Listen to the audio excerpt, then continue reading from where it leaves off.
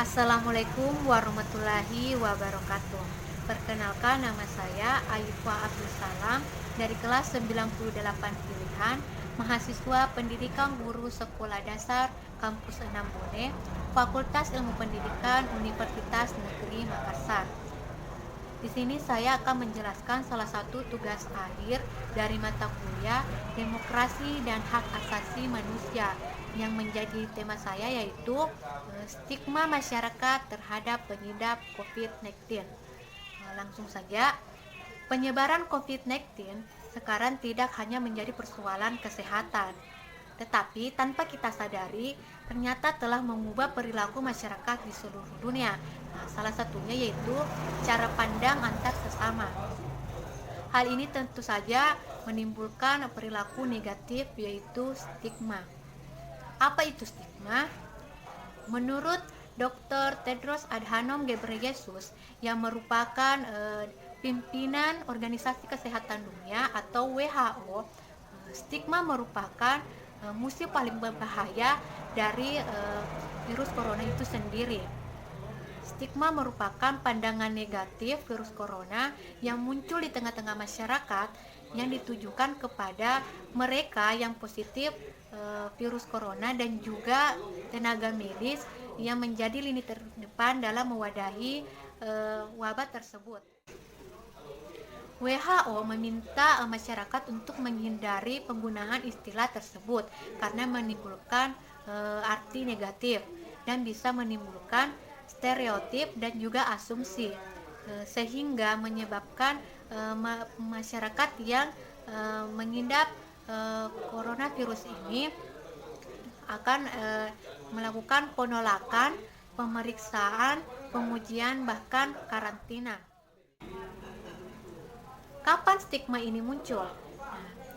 Semenjak muncul di Wuhan pada Desember 2019 dan ditetapkan sebagai pandemi oleh WHO pada 11 Maret 2020, COVID-19 ini semakin meningkat.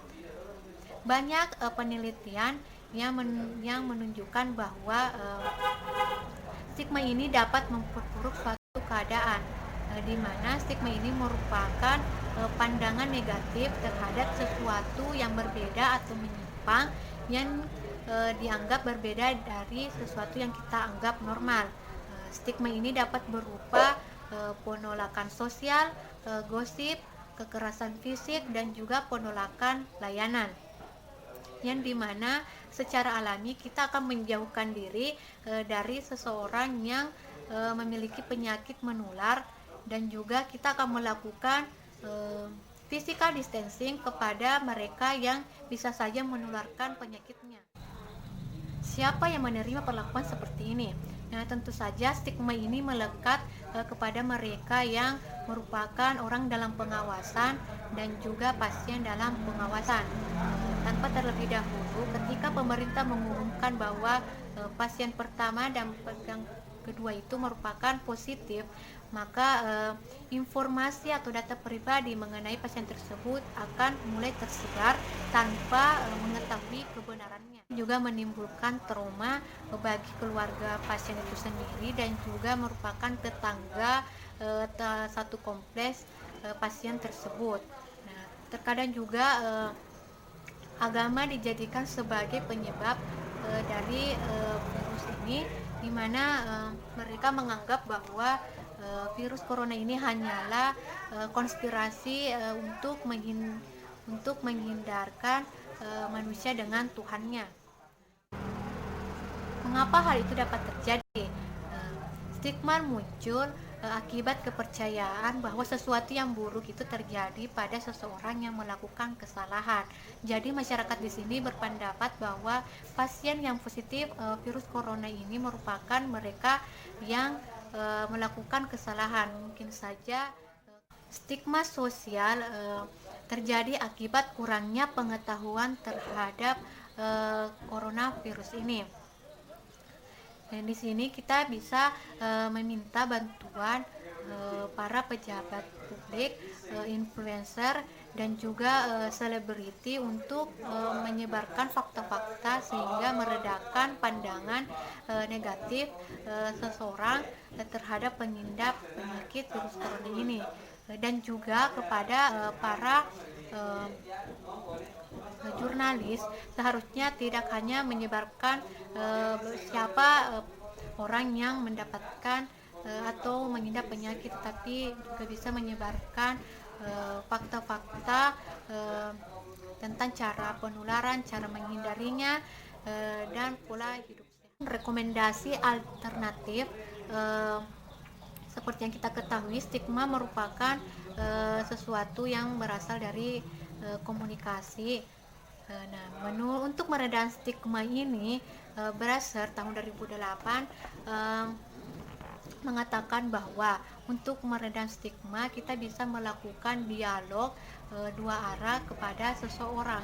Di sini kita bisa menanyakan kendala atau bagaimana perasaan mereka, sehingga kita dapat mengetahui informasi lebih lanjut.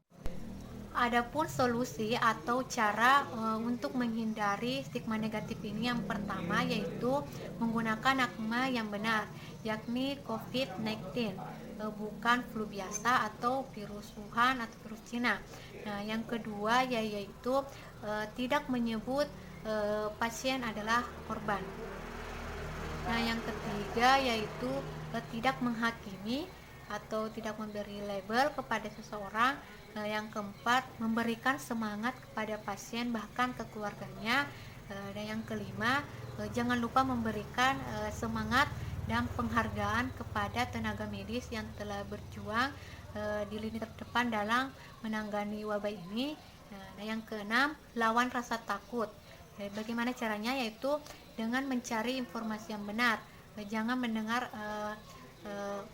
kata-kata yang menimbulkan kepanikan. Yang ketujuh yaitu tidak mengulang atau membagikan gosip tentang pasien yang mengidap virus corona. Dan yang kedelapan yaitu sebarkan berita yang bersifat fakta seperti bagaimana penularannya, bagaimana cara mengatasinya. Sebagai penutup, saya ingin meluruskan pesan dari Bapak Presiden Jokowi yang dapat meningkatkan kesadaran dan rasa solidaritas. Tidak perlu takut dan cemas terhadap virus corona ini, karena 94% pasien positif dapat disembuhkan. Jadi, musuh terbesar kita adalah melawan rasa takut, hoaks, dan khawatir. Jadi, mari kita tingkatkan rasa kebersamaan dan saling gotong royong. Mencegah dan menghentikan stigma ini sebenarnya tidak sulit jika kita ingin bersatu untuk melawan prasangka yang mulai muncul. Jadi mari kita saling menjaga. Terima kasih. Assalamualaikum warahmatullahi wabarakatuh.